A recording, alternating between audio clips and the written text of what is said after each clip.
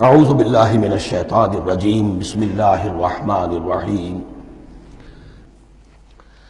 بسم اللہ الرحمن الرحیم الف لام میم۔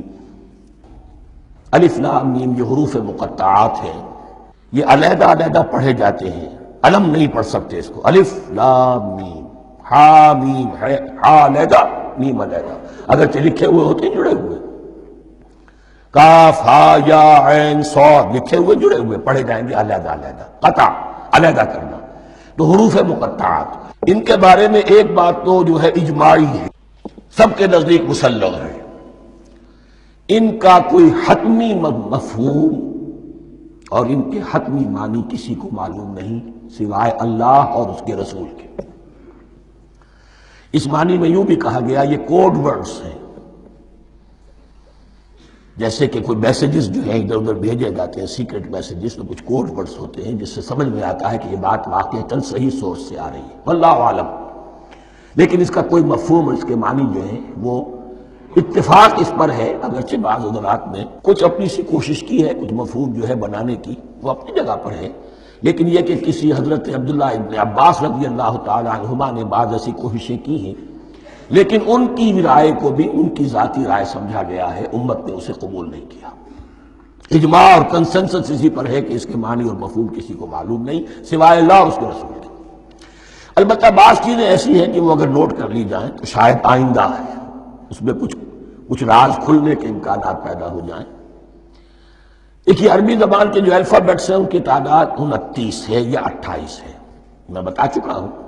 الف اور حمزہ کو ایک سمجھے تو 28 ورنہ 29۔ پہلی بات یہ نوٹ کیجئے، قرآن حکیم کی 114 سورتوں میں سے 29 سورتوں میں ان کے شروع میں یہ حروف مقطعات آئے۔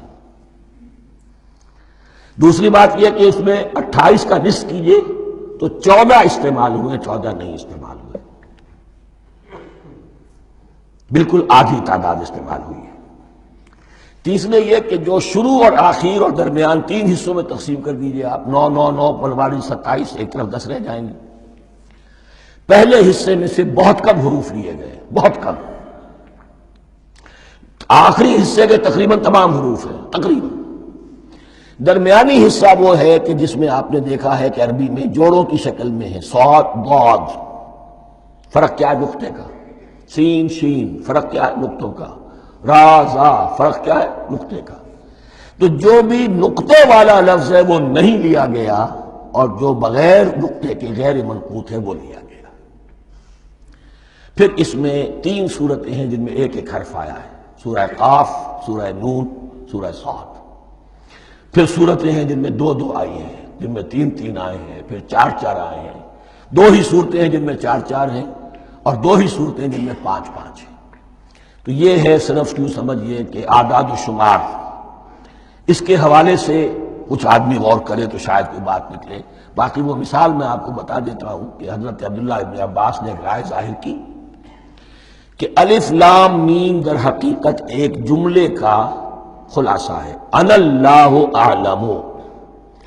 پہلا لفظ انا، اس کا الف لے لیا، درمیانی لفظ اللہ، اس کا درمیانی لام لے لیا، تیسرا لفظ اعلم، یہ آخری لفظ ہے، آخری حرف میم لے لیا، انا اللہ اعلم، میں اللہ جانتا ہوں، واللہ اعلم، واقعتاً اللہ ہی جانتا ہے۔ یہ حضرت عبداللہ ابن عباس کی رائے ہے، لیکن اگرچہ انہیں حبر الامت مانا گیا ہے، لیکن یہ کہ ان کی اس رائے کو بھی اکثر و بیشتر مفسرین نے قبول نہیں کیا۔